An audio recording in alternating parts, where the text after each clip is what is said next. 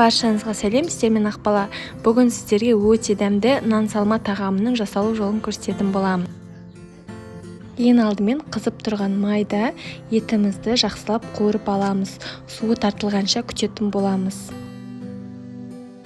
Жақсылап суы тартылғаннан кейін үстіне пияз және сарымсақты салып жақсылап қуырамыз. Одан кейін ұсақтап туралған сәбізімізді саламыз және де тағы бір араластырып жібереміз.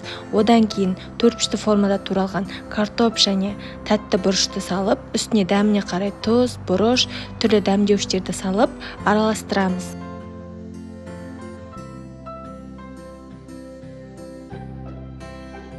Және бір ас қасық томат пастасын салып, үстіне кішкене суды құйып пісіретін боламыз.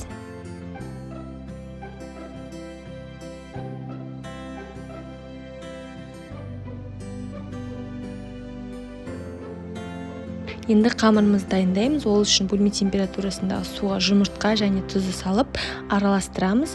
Және ең соңынан ұнды салып қамыр илейміз.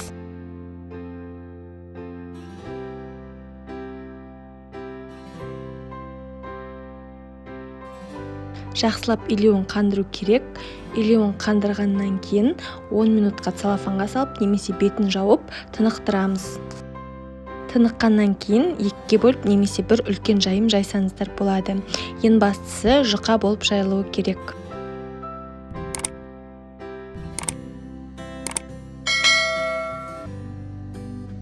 Қамырымызды жұқалап жайып алғаннан кейін екіге бөліп, осылай бір-біріне айқастырамыз және де осы видеода көрсетілгендей қалыңдықта кесіп шығамыз.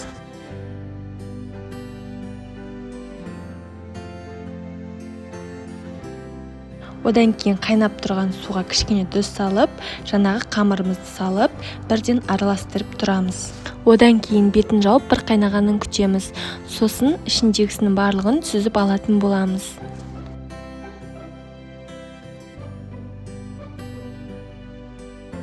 Одан кейін үстіне кішкене өсімдік майын құйып араластырып жүрсеңіздер болады. Сонда қамыр бір-біріне жабыспайтын болады.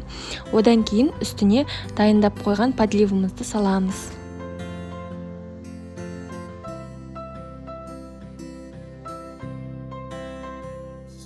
Қалауыңыз бойынша үстіне ас көк немесе пияз турап қойсаңыздар да болады. Мен осылай черри қызанағымен әсемдедім. Дәл осылай да ұсына беруге болады. Өте дәмді, жасап көріңіздер. Видеоның соңына дейін қарағаныңызға үлкен рахмет. Егер де ұнап жатырса, каналыма тіркеле кетуді ұмытпаңыз. Баршаңызға ас болсын.